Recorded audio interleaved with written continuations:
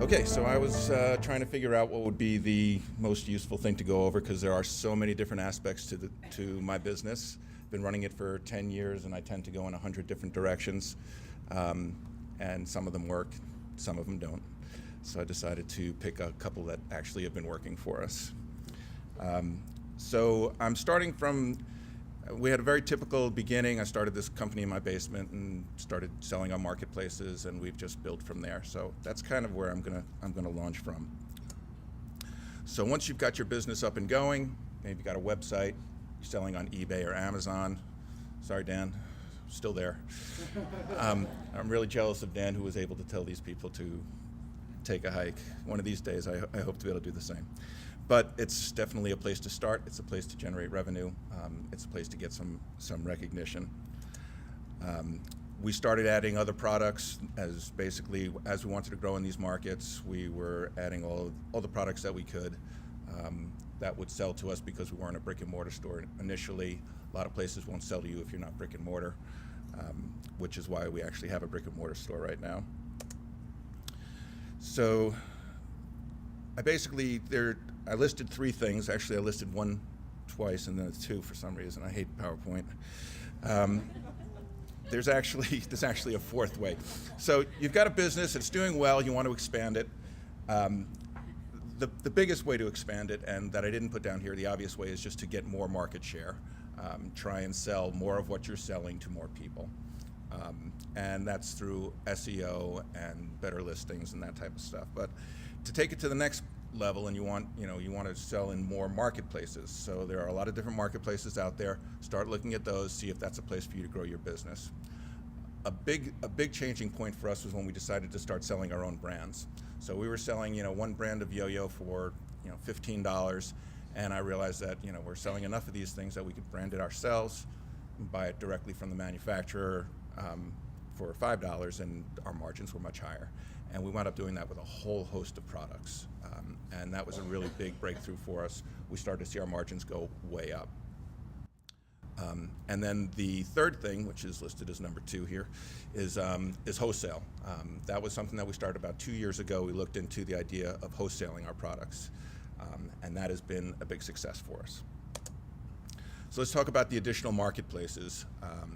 There are a bunch out there. They're changing all the time. Some of them are hot, some of them aren't. We've tried all these places here except for Walmart. We haven't tried that yet. Some of them have been terrible, some of them have been really good. Some of them started out pretty good and now they're terrible. Amazon is not on here, but they are taking over the world.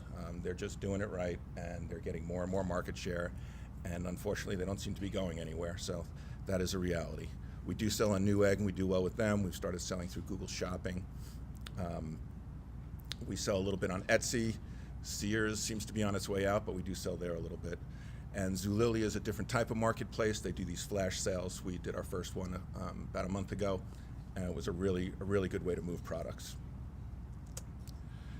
So then we started to look at non-online marketplaces as a way to build our business. So we opened a brick and mortar store, which opened up different products and opened up a local market, which we're in Fairview, Pennsylvania, so it's not exactly a tremendous local market. But we do some business in the store. It's fun having a store. It's a little bit more interesting. You get to know your products better. You get to hear direct feedback from people. It's very useful. The other things that we started doing were we started to sponsor events. So we are the sponsor of the Pennsylvania State Yo-Yo Competition and the New York State Yo-Yo Competition. And we use those platforms to build our brands and to advertise our store as well. We also sponsor other people's contests. There's a big kendama event coming up. Most people don't know what a kendama is yet, but it's getting ridiculously popular. There's a little picture of one next to Kendama Fest. It's like a ball and cup thing. We also sponsor juggling events. We vend it at events sometimes. If they'll let us, we'll set up a table, sell there. Generally not a big revenue maker, but it's a really good way to get your brand out there, get people to know about your website. Juggling is a small niche market. We're one of the more comprehensive juggling stores as far as the variety of products that we have. Okay, so in addition to kendamas, juggling, yo-yos, we're a sponsor of the World Yo-Yo Competition. We also sponsor players, and it's just about getting the name out there, particularly in niche markets where it's very tough to find hardcore yo-yo players that are spending $100 on a yo-yo. But when they all get together in one place, like at a national yo-yo competition, we want our name to be there. So something else that I found was particularly interesting was using our online presence to develop our brand. And we started doing this on eBay and Amazon. So these are some of our brands right here: Yo-Yo Zekio, Bahama Kendama, Z-Sticks, Samsack, Twisted Strings, Zekio Juggling, and Zekio Quality Toys. These are all brands that we basically pulled out of the sky. We went straight to manufacturers, said, can you make this for us? And then I initially started by creating gift packs. So I would sell a Duncan yo-yo and a name brand trick book along with a Zekio yo-yo bag. So through association, we gained credibility. And we did the same thing with juggling. Twisted Strings is a custom-made string brand. Again, we take a popular yo-yo and we would sell it in a package that might include twisted strings, or might include a twisted string on that yo-yo. Just ways for us to use existing established brands that aren't ours to help promote our brands and create some brand recognition. Gave us a lot of credibility, and the strategy worked pretty well. It continues to work well. So then we launched into wholesale. That was probably the biggest change that we made. And as we were developing our brands and we were dealing with our own manufacturers, our biggest challenge was to keep up the volume that we needed in order to be manufacturing our own stuff. And the next logical step was wholesale. So we started wholesaling our own brands. And the brands that I showed you before are now in other stores. There's other people selling them online.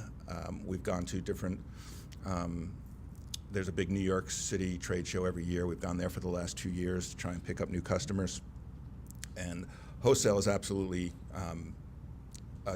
just been a big boon for us. I guess probably about 30% of our business. We've been in business for about 10 years. We've been wholesaling actively for probably 2 years, if that, year and a half maybe. And it's already probably about 30% of our business. And that's going to be kind of the future of the business. Our brands are doing well. In addition to our brands doing well, it enables us to create more brands, more products within those brands, and allows us to sell those all retail. We've got the whole retail apparatus, so obviously on our brands, our margins are much higher. So we're able to take advantage of our own brands, both on a wholesale level and a retail level, and they kind of play off each other. So wholesaling was not easy. There was a bunch of challenges to that, and I'll briefly go over what those are. It's expensive. We needed to travel to get to the shows. The booths are insane. I don't know what it cost us for New York. It was like $6,000 just for the booth space or something. We had to create a catalog, marketing materials, obviously people to staff it. We needed to create a sales effort, and this is something that we're still very active with. We've got a long way to go in creating a real sales program right now. We're just kind of winging it. Whoever is available to take sales calls and do some soliciting, then we do it. But there's leads to follow up on, a little bit of cold calling, advertising, keywords, search engine optimization suddenly becomes important on the wholesale end as well as the retail end. So in a lot of ways, it is a whole different kind of business. We quickly discovered that we needed packaging if stores were going to carry our products, so that was just a whole nother challenge for us to come up with packaging that was affordable. And then the inventory management was another issue. Since we were carrying, let's say, 50 of a particular item, and we were selling them retail, maybe 5 or 6 a week or something like that, suddenly we've got this wholesale business, and somebody orders 50 of them, and we're out of stock. And we're kind of coming up shorter on the retail end. We'd rather sell them on retail because our margins are much bigger.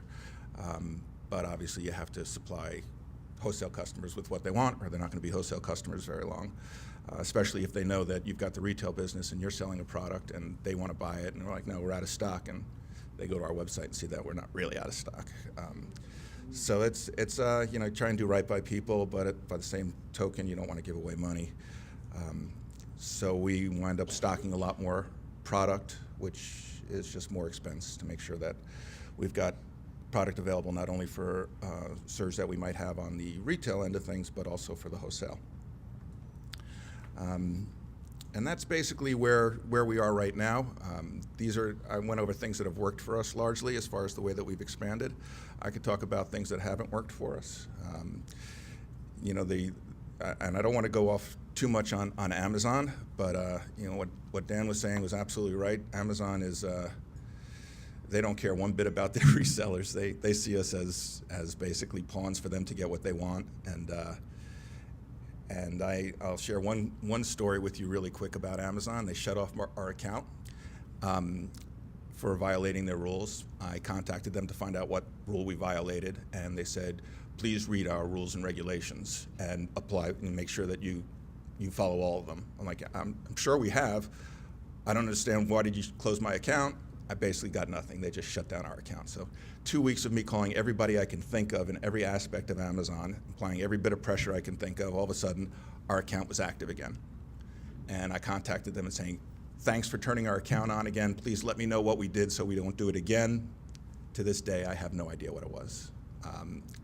And that's the kind of frustration that I'm sure Dan was dealing with, and that most people that deal with Amazon for any length of time will have to deal with. I know, I got a timer.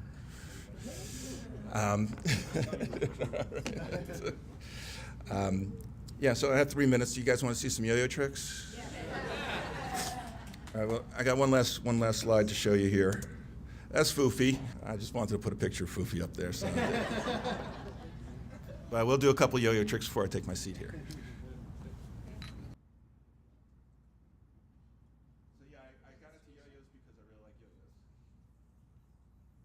This design is one of our yo-yos. It's made of 2 types of metal, steel and aluminum. Retails for about $65. And there is a market for these really expensive yo-yos.